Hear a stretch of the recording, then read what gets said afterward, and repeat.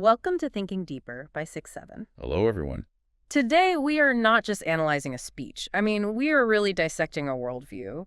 We're looking at a transcript that just challenges the very foundation of how our modern society defines achievement. It's Denzel Washington's commencement address, Put God First. And honestly, it reads less like some celebrity victory lap and more like a theological manifesto. Oh, it is intense. It really is. Yeah. And to give you the 30-second roadmap before we dive into the deep end, Washington isn't offering life hacks for productivity, not at all. He's offering a spiritual restructuring of your life. And he breaks it down into three pillars. Right. First, the controversial and absolute requirement to put God first in everything, which is, a direct challenge to the secular self-made narrative. Then there's the second one, which is terrifying. Being instruction to fail big.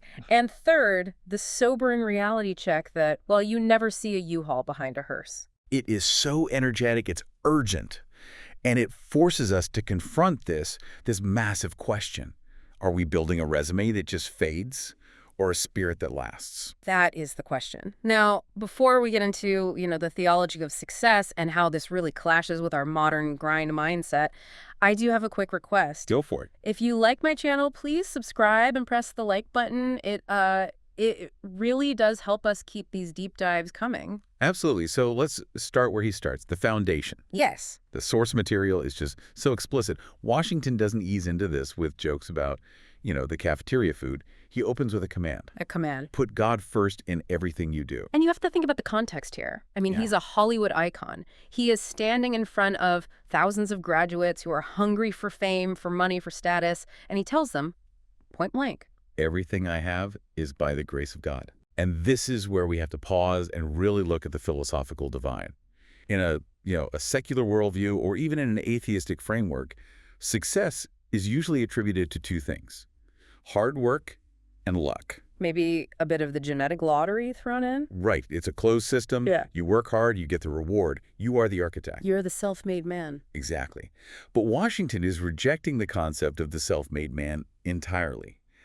By using the word grace, he's introducing a whole theological concept. And grace, by definition, is what? It's unmerited favor. It means getting what you do not deserve. So he's saying, I didn't earn this. It was given to me. It's a loan. He actually says it's a gift. And that changes the psychology of success, doesn't it? If I built this house, I can do whatever I want with it. But if this house was loaned to me by someone more powerful than me... Then you have to be a steward. You have to be careful. Exactly. It removes the ego. And that is a hard pill to swallow in a culture that, frankly, runs on ego. Mm-hmm. But Washington backs this all up with a personal story that is, well, it's hard to believe. The beauty shop prophecy. March 27, 1975. He's so incredibly specific about the date. So picture this. Denzel Washington is not a star. He's a dropout. He's sitting in his mother's beauty shop. And I love that he pauses to ask if they still call them beauty shops. It's such a human touch. But the reality is grim. He's hitting rock bottom. He has a 1.7 GPA. He is flunking out of college. He says, I hope I'm not reminding you of anyone. But let's be real. We've all been there. That feeling of just total directionless failure. Yeah. He's sitting there thinking about joining the army just to have some structure. And this is where the story shifts from, a biography to something that feels like a biblical encounter. He looks in the mirror. And sitting behind him under a hairdryer is an older woman, and she just keeps staring at him. Every time he looks up, she's locking eyes with him. Now, in a secular interpretation, this is it's just a coincidence, a random woman looking at a young man. Right.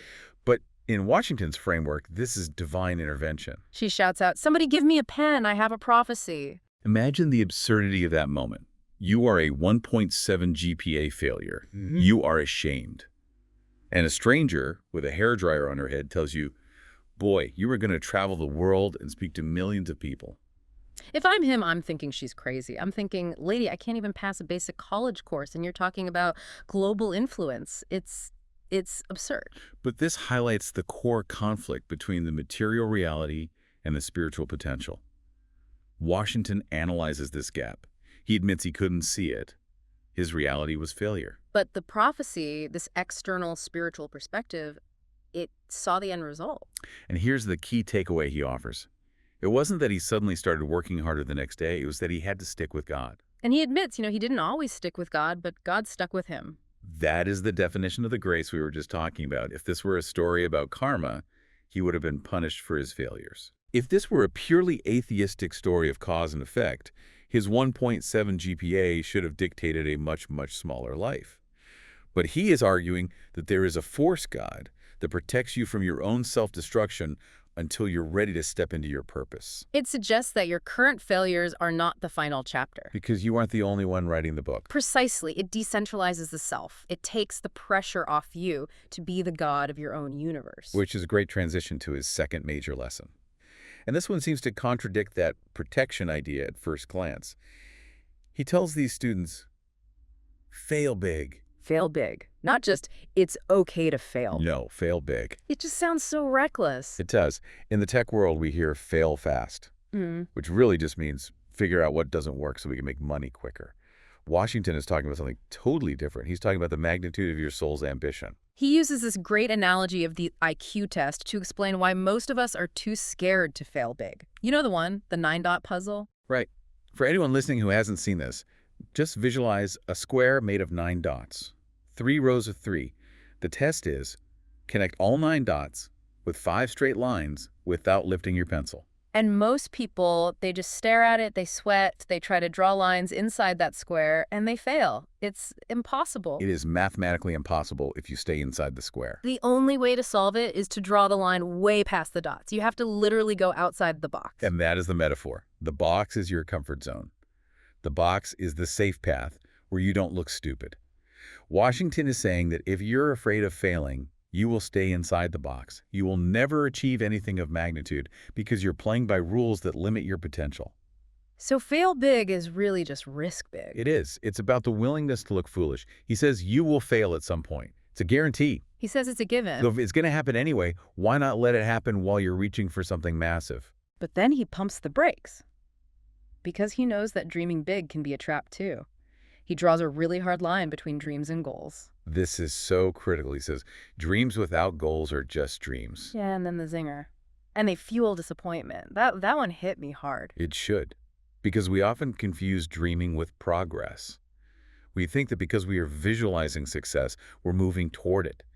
Washington argues that a dream without a goal is actually toxic. How so? It creates a gap between where you are and where you want to be, but it gives you no bridge to cross it, so you just stand there looking at the other side, feeling miserable. So how do you build the bridge? Discipline. Structure. He breaks it down. Life goals. Mm-hmm. Yearly goals. Monthly goals. Daily goals. He says, I try to give myself a goal every day. And he even mentions that sometimes that goal is just not to curse at somebody. Which is funny, but it's also really profound. It means discipline isn't just about the big Oscar-winning moments. It's about the micro-behaviors. It's about governing yourself when nobody is watching. He quotes his mother here, and this might be the most practical line in the whole speech. Let's hear it. You can run in place all the time and never get anywhere. That is the difference between movement and progress. And I think this is where the modern secular world really struggles. We are obsessed with movement. We are busy, we're scrolling, we're answering emails at 11 p.m. We feel like we're running a marathon every single day. We feel so productive. But Washington forces us to ask, are we actually moving forward or are we just sweating? It's the illusion of productivity. You can be exhausted at the end of the day and realize you didn't actually build anything, you just managed the chaos. Exactly. Washington is calling for directional ambition. Don't just burn calories, burn them for a specific destination. And speaking of destinations, that brings us to the third pillar. And this is the ultimate destination, the end of the line, he says. You will never see a U-Haul behind a hearse. It's just a stark, undeniable image. It cuts right through all the materialism of our culture. He's looking at a crowd of young people who are about to enter the workforce, probably chasing 6-figure salaries. And he tells them, it doesn't matter. You can't take it with you. He even jokes, the Egyptians tried it, they got robbed. He does, but he doesn't stop at money is meaningless. I mean, that would be a cliche. A lot of people say money isn't everything while secretly trying to get more of it. Washington pivots to what actually holds value. He says, only what you have done goes with you. And this leads to what I think is the most provocative statement in the whole deep dive. He starts talking about selfishness. The most selfish thing you can do in this world is help someone else. Now, wait. We have to unpack that. Because in both religious and secular ethics, helping people is defined as selfless. Altruism is supposed to be about sacrifice. How can he call it selfish? This is brilliant psychological insight. In philosophy, we call this psychological egoism. He's asking, why do we help people? What's the mechanism? We feel good. We get a hit of joy. We feel satisfaction. Yeah. Washington is saying that the feeling you get, the gratification from helping someone else, is superior to any material pleasure. It feels better than jewelry. It feels better than a big house. So it's selfish because you're doing it for the supreme feeling of joy it gives you. Exactly. He's saying, I'm in it for the joy. He says, I don't have cars, I have joy. Now, obviously, Denzel Washington has cars. He's a wealthy man. Of course. But his point is about identity. His identity isn't the car. His identity is the feeling he gets when he lifts someone else up. He's hacking the system of human desire. He's saying, you want to feel good? You want to be happy? Don't go buy a watch. Go help a stranger. The return on investment is higher. That really reframes charity. It removes the should. It's not a duty or a tax you pay to be a good person. It's a strategy for personal happiness. It's the ultimate life hack. You want to be the happiest person in the room? Be the most helpful person in the room. Now, speaking of hacks, we have to talk about the slipper hack. This is a practical tip he gives for spiritual discipline, and I just love how physical it is. It is simple, brilliant, and honestly, a little bit funny. He tells everyone, put your slippers way under your bed tonight. Way under there, not just by the edge where you can just slide them on. So that when you wake up in the morning, you have to physically get on your knees to reach them. And while you're down there, You might as well pray. it forces a posture of humility. It's behavioral psychology. He's using an environmental trigger, the slippers, to force a spiritual habit. It's amazing. You wake up, you're groggy, you want your slippers, you get down, and suddenly your body's in the position of prayer before your brain is even fully booted up. And he lists what to say thank you for: grace, mercy, understanding, parents. But then he goes into this concept of the itch. And this is where the speech gets really deep. This is where the theology and the psychology really merge. This is the theology of desire. And this is fascinating, whether you're a believer or a skeptic. Washington argues that the deep desire in your heart, that itch to be a doctor or a writer or to help people, is not random. It's not just a chemical firing. Exactly. He calls it God's proof. What does he mean by that? He says that desire is God's proof to you, sent beforehand, to indicate that it's yours already. That is a massive concept. Let's really look at that. Usually when we want something, we feel a lack. I want to be an actor because I'm not an actor. The desire defines the absence. Precisely. The secular view is that desire is born of lack. But Washington's theological view is that desire is born of destiny. He's saying, I want this because it belongs to me, and I just haven't claimed it yet. It's a teleological view, meaning the end is present in the beginning. It's a mind-bending way to look at ambition. It completely changes how you approach the daily grind. If you believe the outcome is already yours, you aren't working to see if it can happen. You're working to manifest what is already true. It removes the anxiety. Think about the imposter syndrome we talked about with the 1.7 GPA. If you believe your desire is a random accident, you feel like a fraud. But if you believe your desire is a message sent beforehand, you feel like you're on a mission.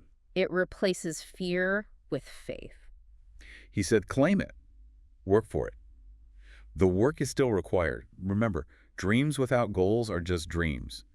But the certainty of the outcome is different. So we have the slippers for humility, we have the itch for direction, and we have the U-Haul for perspective. I mean, it's a comprehensive philosophy. It really is. It moves from the internal, your relationship with God and your desires, to the external discipline and goals, to the ultimate legacy in helping others. And as we wrap up this deep dive, let's look at his final call to action. He loops right back to the beginning. He started as a dropout in a beauty shop. He ended up on a stage speaking to millions. And his final instruction is about completing that cycle. When you get it, reach back and pull someone else up. Each one, teach one. It's the idea that success isn't a destination where you retire and sip drinks on a beach. That's, the secular dream of financial independence, retire early. Right. But Washington is saying success is becoming the person who can now help the next person in line. Just like the woman in the beauty shop helped him.